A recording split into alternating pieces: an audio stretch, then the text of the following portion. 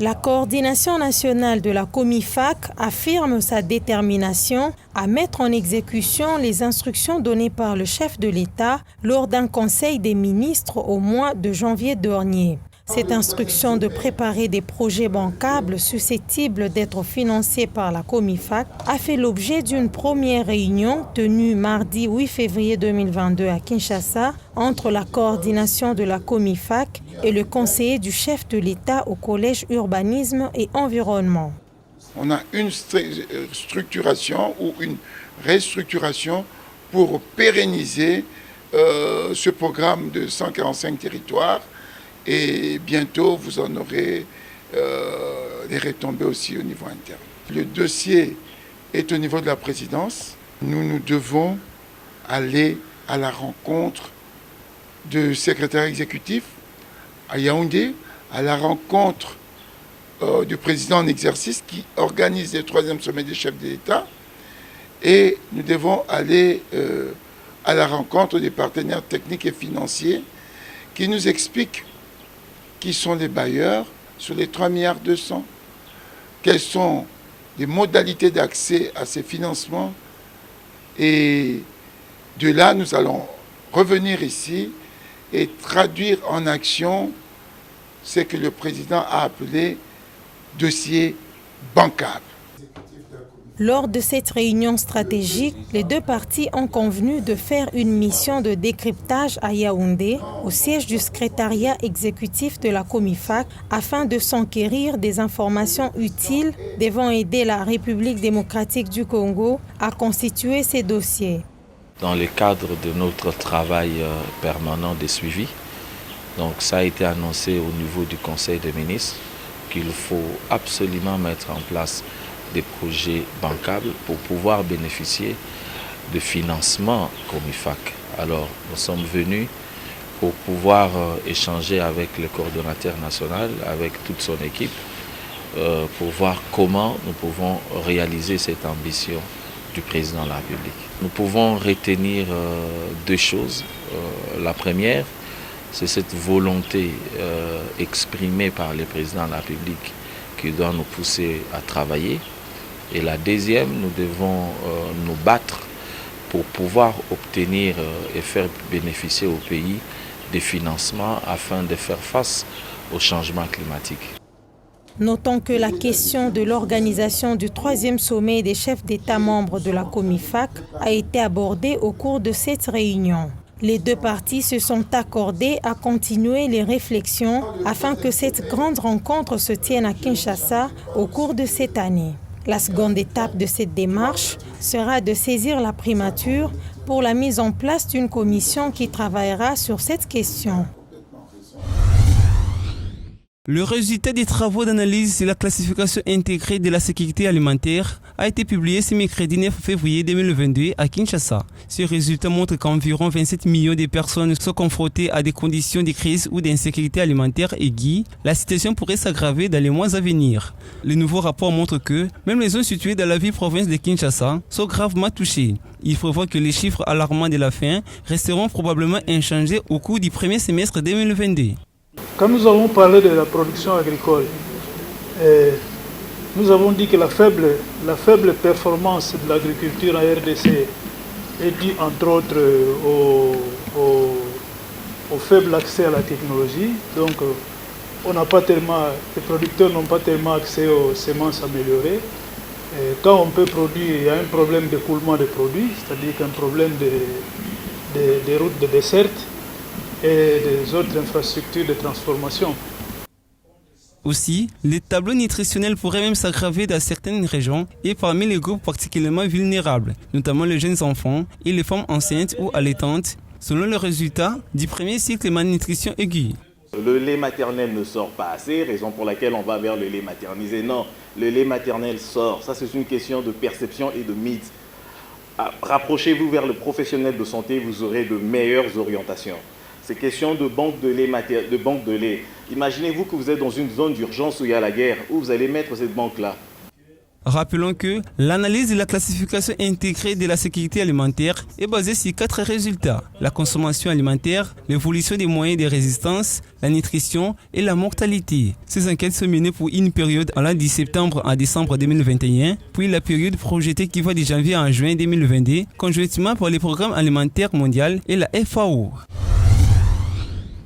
Modéliser les outils de formulation des projets de reboisement et les dispositifs de sélection pour une meilleure transparence figurent parmi les recommandations formulées par les différentes structures environnementales réunies dans le cadre du développement des projets d'atténuation du changement climatique en RDC.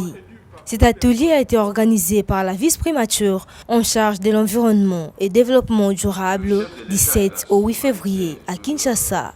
Dans le cadre de cet atelier de mobilisation, il y a un document qui est en chantier. C'est un document, un texte martyr qui est susceptible d'amendement, des observations. Le travail est dans le pipeline qui nécessite un toilettage, des échanges, des concertations entre parties prenantes et acteurs. Parce qu'il y a certains acteurs qui n'étaient pas présents, mais on voudrait qu'il y ait cette démarche participative. Certaines de ces structures ont été identifiées favorables dans ces mécanismes d'atténuation du changement climatique, en l'occurrence les fonds forestiers nationaux. Dans le cadre de mécanismes de financement au changement climatique, il y a des ressources internes et des ressources externes. Par rapport aux ressources externes, c'est les fonds forestiers, comme on l'a souligné, qu'il y a des mécanismes de mobilisation des fonds. Et ces mécanismes, il y en a à l'interne, on vous a parlé des taxes, des reboisements, taxes de boisement, et ainsi de suite. Mais au sein du fonds forestier aussi, il y a la possibilité de bénéficier du fonds qui vient de l'extérieur. Alors pour nous, il était question de pouvoir renforcer des capacités du fonds forestier et à l'interne et à l'externe pour pouvoir renforcer ces capacités de mobilisation pour qu'il puisse jouer effectivement son rôle, pour que les effets du changement climatique soient atténués au niveau de notre pays.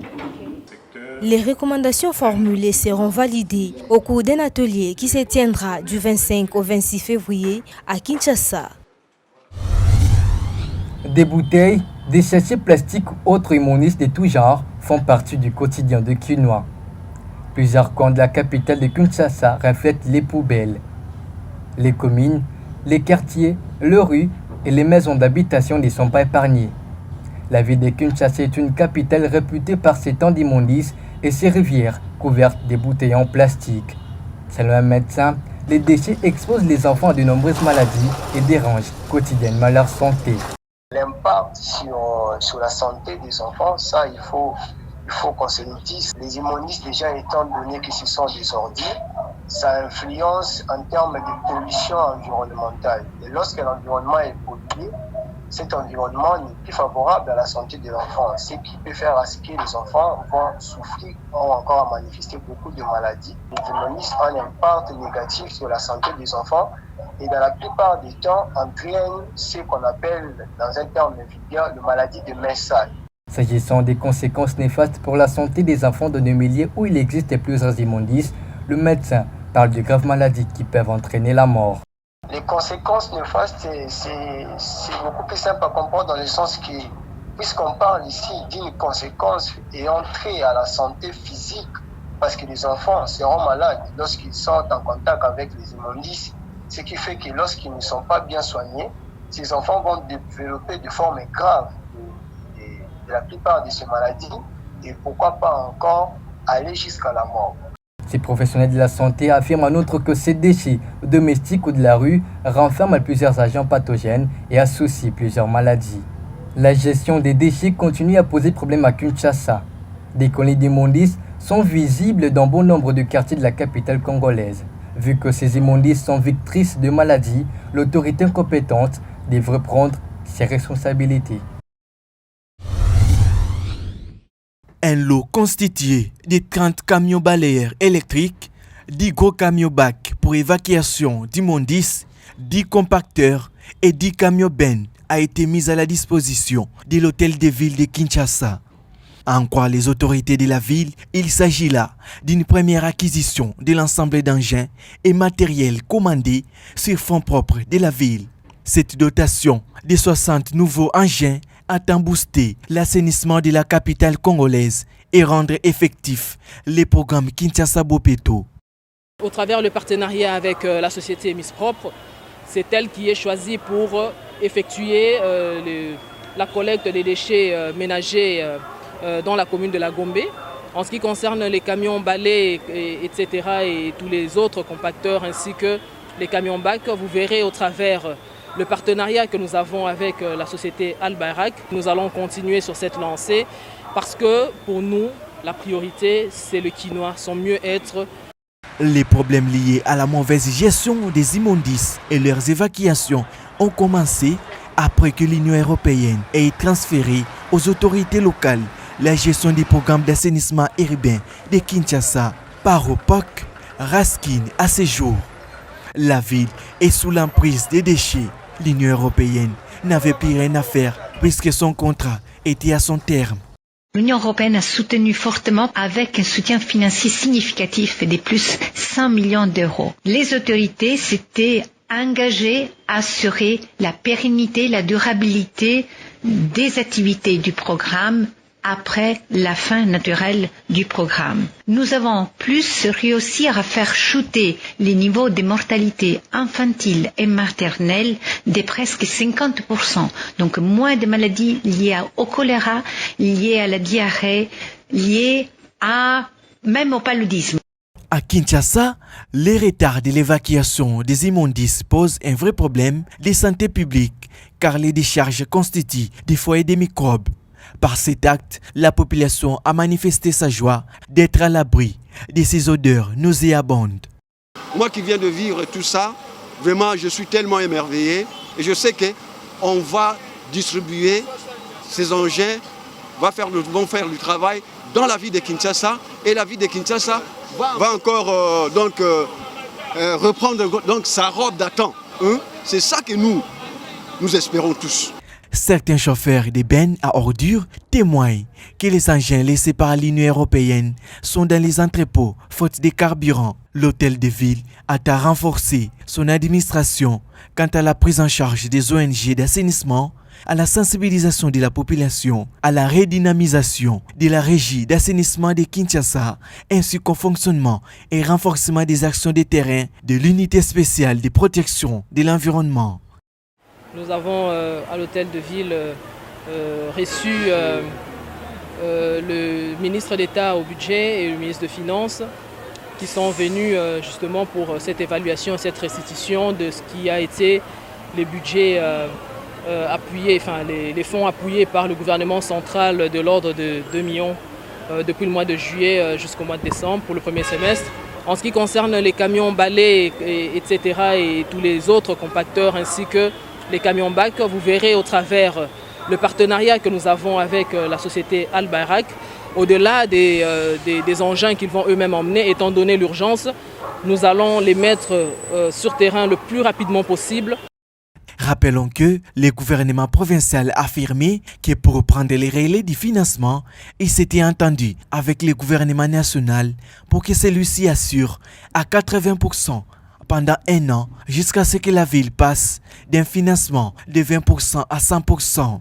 Le gouvernement central, lui, rétorque s'être engagé uniquement à verser $640,000 les premiers mois et ajoute que la collecte et l'évacuation des ordures dans toutes les villes de la République relèvent des gouvernements provinciaux.